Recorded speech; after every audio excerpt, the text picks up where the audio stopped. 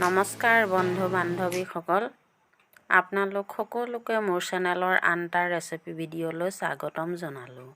আজি মই আপোনালোকৰ আগত বনাবলৈ লৈছোঁ এটা নিৰামিষ সুস্বাদু ৰেচিপি। আহকচোন তেনেহ'লে মইনো কেনেধৰণে বনালোঁ চাই লওঁ। আশা কৰোঁ আপোনালোকে ৰেচিপিটো শেষলৈ চাব আৰু ভাল পাব। তেনেহ'লে পলম নকৰি ভিডিঅ'টো মাজলৈ যাওঁ। ইয়াৰ কাৰণে লৈছোঁ মই এই খেপুলা উৰহি, মোৰ ডাঙৰ চাইজৰ হয়। আৰু এই উৰহিখিনি মই আগ আৰু গুৰিটো কাটি চুচখিনি গুচাই লৈ সৰু সৰুকৈ দুফালকৈ কাটি ল'লোঁ। আৰু ঠিক তেনেধৰণে আলুটোও সৰু সৰুকৈ কাটি ল'লোঁ আৰু গাজৰটোও সৰু সৰুকৈ দীঘলীয়াকৈ কাটি ল'লোঁ। আনফালে এখন প্লেটত মই এটা পিঁয়াজ কাটি ল'লোঁ সৰু সৰুকৈ, নহৰুখিনি থেতেলি ল'লোঁ, আদাখিনিও ল'লোঁ, দুটা কেঁচা জলকীয়া আৰু দুটা শুকান জলকীয়া লৈছোঁ। এতিয়া গেছটো জ্বলালোঁ, তাতে এখন কেৰাহী পাতিলোঁ আৰু গৰম হোৱাত ইয়াত মই মিঠাতেল দিছোঁ। আৰু এতিয়া মিঠাতেলখিনি গৰম হৈ উঠাত আলুখিনি আৰু গাজৰখিনি দিছোঁ। এইখিনি অলপ সময় ভালকৈ ভাজি ল'ম। ইয়াতে অকণমান নিমখ দিছোঁ আৰু প্ৰয়োজন অনুসৰি অলপ হালধি গুড়া দিছোঁ। এইখিনি ভালকৈ লৰাই দিম। এনেধৰণে অলপ ভালকৈ ভাজি ল'ব লাগিব। কিছু সময় এইখিনি ভালকৈ ভাজি ল'ম। 3 মিনিটমান সময় ভালকৈ ৰঙচুৱা হোৱালৈকে অকণমান ভাজি ল'ব লাগিব। তেতিয়া খাবলৈ খুবেই সুস্বাদু হয়। এনেধৰণে ভাজি ল'ব লাগে। এয়া মই ভাজি লৈ আছোঁ আৰু ইয়াতে মই উৰহিখিনিও দিছোঁ। এইখিনিও ভালকৈ ভাজি ল'ম। এনেধৰণে লৰাই ভালকৈ অলপ সময় ভাজি ল'ম। এইখিনিও 2 মিনিটমান ভালকৈ আলুৰ লগতে ভাজি ল'ম। এনেধৰণে ভাজি ল'ব। ভালকৈ লৰাই দি আছোঁ। ভালকৈ ভাজি ল'ব লাগে। এনেকৈ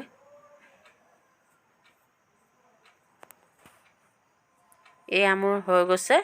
এইখিনি এতিয়া মই নমাই ৰখাম। এতিয়া এটা বাটিত মই নমাইছোঁ। এয়া হৈ গৈছে মোৰ। এতিয়া সেই একেখিনি মিঠাতেলতে মই বনাম।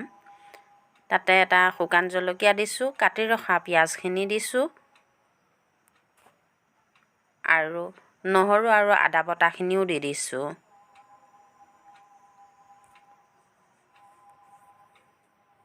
ইয়াতে মই জিৰা দিছোঁ কেইটামান আৰু এইখিনি ভালকৈ লৰাই দিম।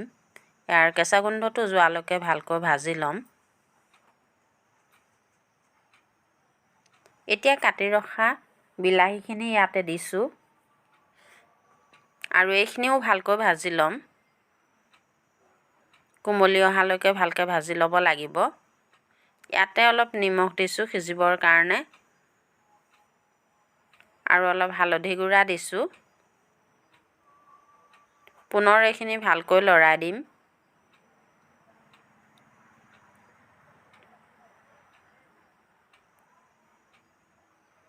এনেকৈ ভালকৈ লৰাই থাকিব। ইয়াতে মই মছলা পাতিৰ ভিতৰত এচামুচ ধনিয়া গুড়ি, এচামুচ জিৰা গুড়ি আৰু কাশ্মীৰী ৰেড চিলি পাউডাৰ আধা চামুচ দিছোঁ আৰু অলপ পানী দি মিহলাই ল'ম। এই বাতিটোতে লৈছোঁ। ভালকৈ ঘুটি লৈছোঁ আৰু এতিয়া এইখিনি ইয়াতে বিলাহীখিনিতে দি দিছোঁ আৰু ভালকৈ লৰাই দিছোঁ।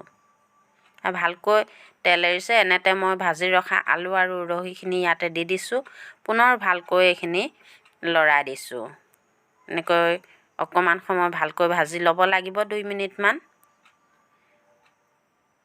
মছলা পাতিখিনি যাতে সকলো সোমাই যায় এনেকৈ ভালকৈ লৰাই ভাজি ল'ব লাগিব। নিৰামিষ ৰেচিপি খুব সহজতে বনাব পাৰি আৰু খাবলৈও খুবেই টেষ্টি হয়। যিহেতু মই গ্ৰেভি বনাম তাতে মই এগিলাচ পানী দিছোঁ। পানীটো আপোনালোকে ডাঠ পাতল কিমান লাগে সেইটো হিচাপত দি ল'ব। আৰু এইখিনি ভালকৈ উতলিবলৈ দিম যাতে আলুখিনিও সিজি যায়, উৰহিখিনিও ভালকৈ সিদ্ধ হয়। এতিয়ালৈ চাই যদি আপোনালোকে ভাল পাইছে প্লিজ এটা লাইক কৰিব। যিসকল বন্ধু বান্ধৱীয়ে আগৰে পৰা চাই আছে তেওঁলোকক বহুত বহুত ধন্যবাদ। আৰু যিসকল বন্ধু বান্ধৱীয়ে আজি প্ৰথমবাৰৰ বাবে চাইছে তেওঁলোকে যেন চেনেলটো ছাবস্ক্ৰাইব কৰে আৰু ওচৰতে থকা বেল আইকনটো টিপি অল কৰি দিয়ে। তেহে মই দিয়া ভিডিঅ'ৰ নটিফিকেশ্যনবোৰ তেওঁলোকে প্ৰথমতে পাব। এতিয়া মই 2টা কেঁচা জলকীয়া দিছোঁ আৰু হৈ গৈছে মোৰ। এতিয়া মই গেছটো বন্ধ কৰি দিলোঁ আৰু পৰিৱেশনৰ কাৰণে এটা বাটিত উলিয়াই দিলোঁ। সঁচাকৈ খাবলৈ খুবেই সুস্বাদু হৈছিল। আশা কৰোঁ আপোনালোকে ভাল পালে।